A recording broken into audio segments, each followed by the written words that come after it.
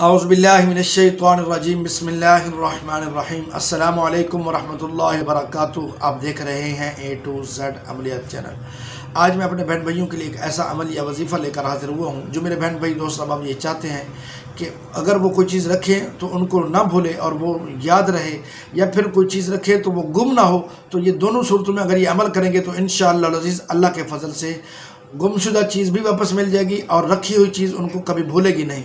तो आपने करना यह है कि या मुईदु अल्लाह ताला का एक इस्म है, आपने इसकी तस्बीह करनी है, या फिर इसको 121 मरतबा कागज़ पे लिखें और लिखने के बाद आप अपने बटुए के अंदर रख लें, जेब में रख लें, अपने करीब रख लें। जब तक ये चीज़ आपके पास रहेगी आपको कोई चीज़ भूलेगी नहीं, और अगर कोई चीज़ गुम हो चुकी है तो इंशाअल्लाह अज़ीज़ इसकी बरकत से वो चीज़ वापस मिल जाएगी। उम्मीद करता हूँ कि मेरा ये बताया हुआ अमल आपको पसंद आया होगा। अगर पसंद आया प्लीज़ इसको आगे शेयर करें और चैनल को सब्सक्राइब करें। अल्लाह ताला हम सब का हामी नासिर हो। अस्सलामु अलैकुम वरहमतुल्लाहि वबरकातुहू।